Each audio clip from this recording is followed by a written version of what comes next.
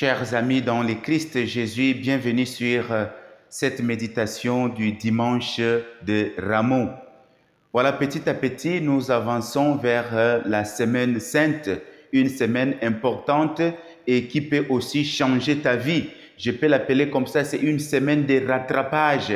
C'est une semaine où nous devons nous concentrer de façon à donner toute notre attention, à mettre toute notre vie dans le chemin, dans les rouages du Christ Jésus, là où il est passé dans sa souffrance pour racheter le monde entier.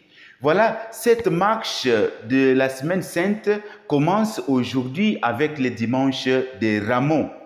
Chers frères et sœurs, la fête des Rameaux est une fête joyeuse et en même temps douloureuse, dans la mesure où la foule qui accueille Jésus à Jérusalem avec des cris de joie et avec des rameaux agités, reconnaissant en lui, en Jésus-Christ, le Messie, le Sauveur, reconnaissant en lui le roi de l'univers, reconnaissant en lui aussi le Sauveur.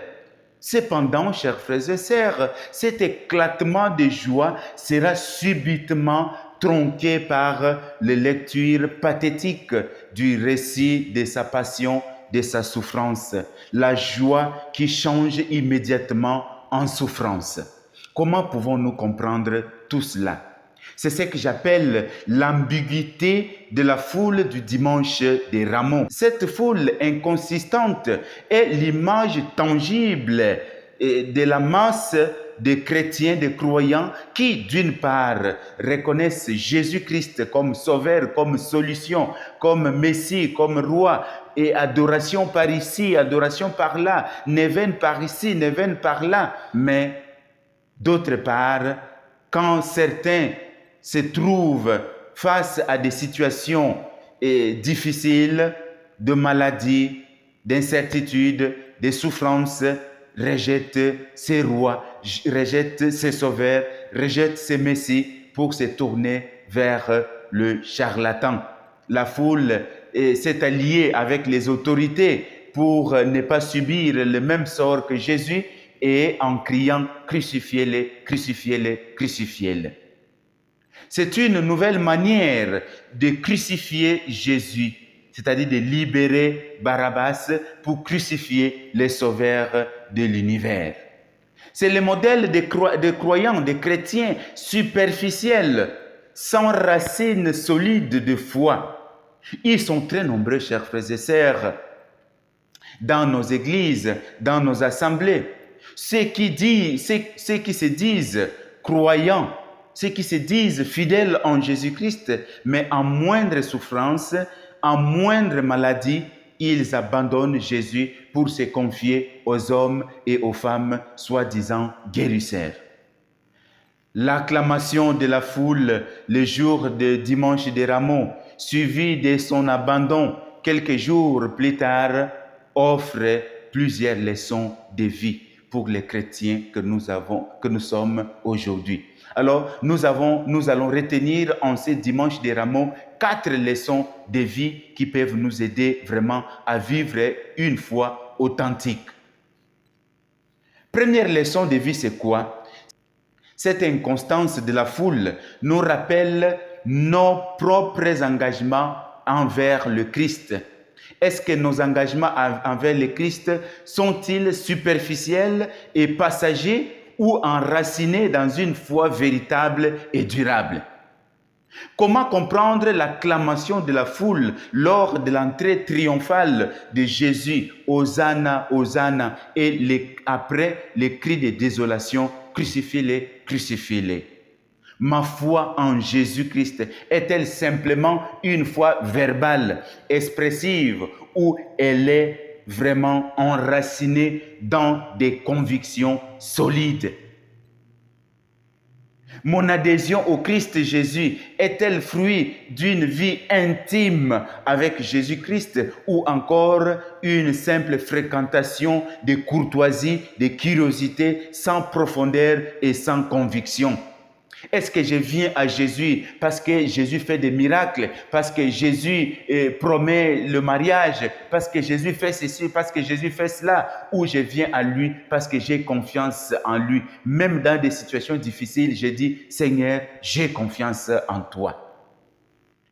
Deuxième leçon de vie que nous pouvons tirer à travers le dimanche des Rameaux, c'est que le récit du dimanche des Rameaux et de la Passion nous révèle la difficulté et parfois la trahison de la nature humaine. Les mêmes personnes capables d'une grande effusion d'enthousiasme peuvent aussi être capables d'une grande férocité. Cela nous invite, chers frères et sœurs, au discernement dans nos jugements envers les autres et à reconnaître la part d'ombre et de la lumière qui existe en chaque frère et en chaque sœur.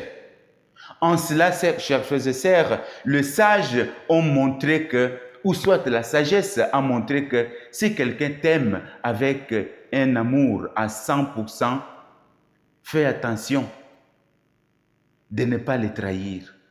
Sinon, le même degré d'amour va se transformer en même degré de jalousie. Cet amour peut se transformer en jalousie et ça pourrait être encore pire qu'avant. Cette inconsistance, cette difficulté de l'être humain et de pouvoir garder sa conviction, de pouvoir garder de façon linéaire sa foi, ses convictions, peut nous amener aussi à être comme cette foule de dimanche des Rameaux, Hosanna, Hosanna, dans la joie, et après un moment donné, trahir le Christ Jésus qui a donné sa vie pour nous. Troisième enseignement, troisième leçon que nous pouvons tirer en ce dimanche, c'est que le récit de dimanche des Rameaux nous dit que dans notre vie, nous allons parfois expérimenter la solitude. Jésus a expérimenté la solitude. Il va se trouver seul devant son destin. L'acceptation de son destin, malgré le changement d'humeur de la foule, est un exemple de fidélité à une mission supérieure. Cela peut nous encourager à rester fidèles à nos propres convictions, même lorsque nous sentons être isolés, même lorsque nous sentons être abandonnés par notre famille, par nos amis, par nos frères.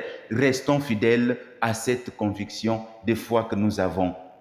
Quatrième et dernière leçon que nous pouvons tirer en ce dimanche des Rameaux. Le dimanche des Rameaux nous enseigne l'importance du courage et de la fidélité aux valeurs évangéliques, même lorsque cela semble impopulaire. C'est justement la difficulté de maintenir ses convictions face à l'opposition collective, à la pression de la famille, à la pression sociale. Nous pouvons renier Jésus par peur de notre coutume, par peur des autorités comme Pierre, craignant de subir le même sort que son maître. Nous pouvons crucifier Jésus par peur d'être rejeté par les autres, par les collègues de travail, voire par notre famille. Tout le monde fait comme ça. Pourquoi toi aussi tu ne fais pas ça? Et par cette pression, nous pouvons céder, nous pouvons trahir Jésus-Christ. Chers frères et sœurs, je peux ou ne pas terminer cette méditation par ce témoignage de ces couples, ce témoignage poignant de ces couples dont la femme est tombée malade pendant 10 ans couchée. En dépit des soins de qualité offerts par le médecin, par les hôpitaux, aucun changement positif. Après la rencontre familiale, la décision était d'aller voir un féticheur. C'est curieux de voir cette femme dans son lit de maladie. Elle dit, pas question. Je préfère mourir entre les mains de mon Dieu que d'aller trahir mon sauveur chez un féticheur, chez un homme comme moi. Quelques mois après, cette femme était guérie.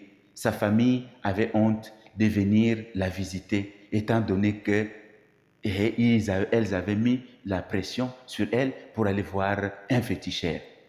Dieu est vivant et il est capable de changer notre tristesse en joie. De la même façon que la foule a trahi Jésus, en même temps, nous aussi, nous pouvons les trahir à ne pas être à sa suite, à ne pas suivre le chemin de vérité, de tranquillité, de fidélité que lui-même nous a tracé jusqu'au bout.